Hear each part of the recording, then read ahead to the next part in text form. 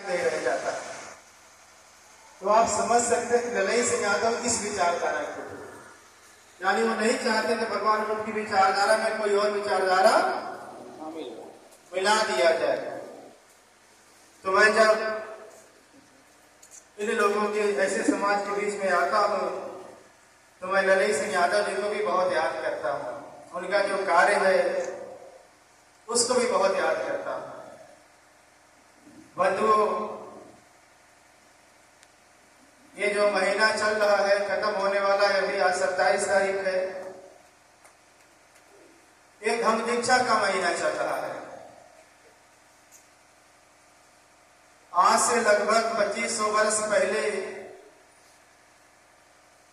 इस देश में कलिंग युद्ध हुआ। कलिंग युद्ध बहुत प्रसिद्ध युद्ध है। महाराजा अशोक ने लड़ा और उस कलिंग युद्ध में 2-3 लाख लोग मार दिए गए, 2-3 लाख लोग घायल हो गए, किसी के हाथ कट गए, किसी के पैर कट गए, किसी कुछ और कट गए। वह काम करने लायक नहीं रहेगा, जिंदा तो रहे लेकिन काम करने लायक नहीं रहे। लगभग उतनी की संख्या में लोग घर से बेघर हो गए। बहुत भीषण रक्तपात हुआ।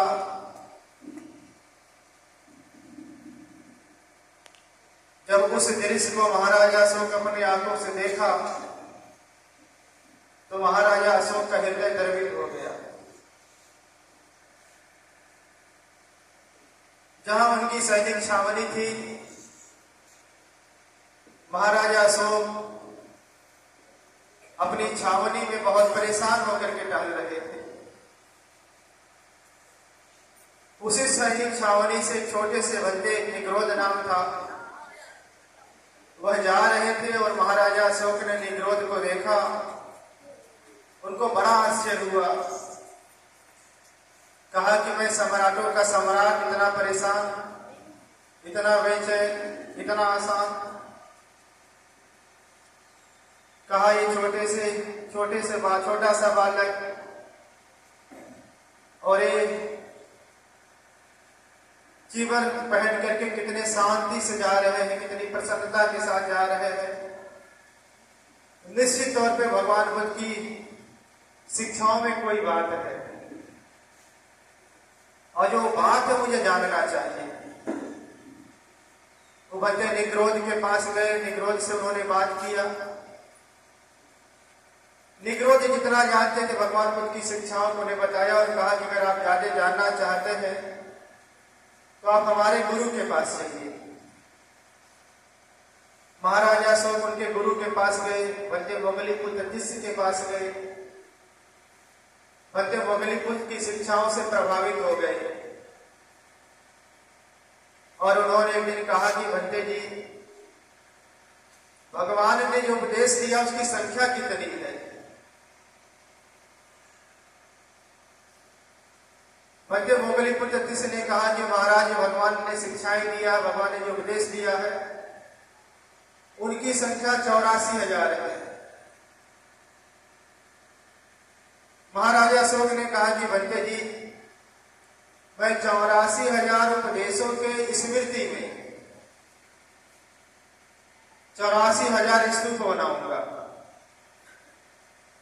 और मैं 84,000 उपदेशों की स्मृति में 84,000 विहार बनाऊंगा।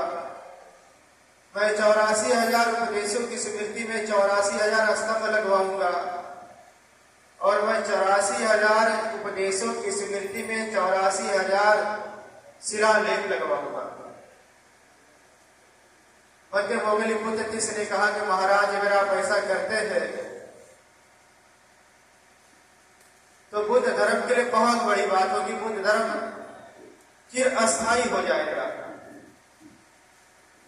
महाराजा अशोक ने पूरी व्यवस्था लगा करके उन्होंने 84,000 बुद्ध विहार, 84,000 स्तूप, 84,000 धम्मस्तंभ, 84,000 शिलालेख लगवाए।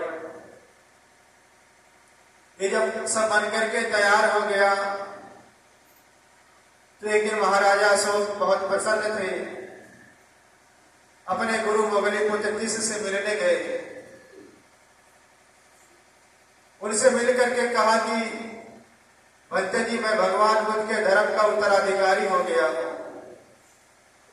मैं भगवान बुद्ध के धर्म का संरक्षक हूं और मैं भगवान बुद्ध के धर्म का सबसे बड़ा उपासक माना जाऊंगा। महाराजा अशोक की बात सुनकर के भंते मोगलीपुत्र से मुस्कुराने लगे, कहे, नहीं महाराज, इतना करने से कोई बड़ा अनुयायी नहीं बनता था, कोई संरक्षक भी नहीं होता था। महाराजा अशोक कहते हैं कि भगवान बनते, फिर क्या करने से कोई सबसे बड़ा अनुयायी होता है, कोई क्या करने से संरक्षक होता, मैं वही करना चाहता हूं। बंदे मोगलीपुत्र ने कहा कि महाराज, जब तक आप अपने घर से किसी अपने पुत्र या पुत्री को भिक्खु या भिक्खुनी नहीं बनाते हैं, तब तक आप वो धर्म के सबसे बड़े अनुयायी नहीं कहे जाएंगे। महाराजा अशोक देखने लगे, अगल बगल वो झांकने लगे कि क्या किया जाए। महाराजा अशोक के साथ में उनके पुत्र, उनके बड़े पुत्र महामहेंद्र गए हुए थे। महामहेंद्र उठकर खड़े हो जाते हैं, महाराजा अशोक के सामने हाथ जोड़ करके कहते हैं कि पिताजी, आप मुझे भिक्खु बनने की अनुमति दे दीजिए, मैं भिक्खु बनना चाहता था। महाराजा अशोक ने महामहेंद्र को भिक्खु बनने की अनुमति दे दी। अब आप सोचिए जरा, बहुत सामान्य सी बात लगती कि महाराजा अशोक के पुत्र भिक्खु बने। आप ऐसे सोचिए, महाराजा अशोक का जो शासन है, उनका जो राज है, आज का पाकिस्तान, अफगानिस्तान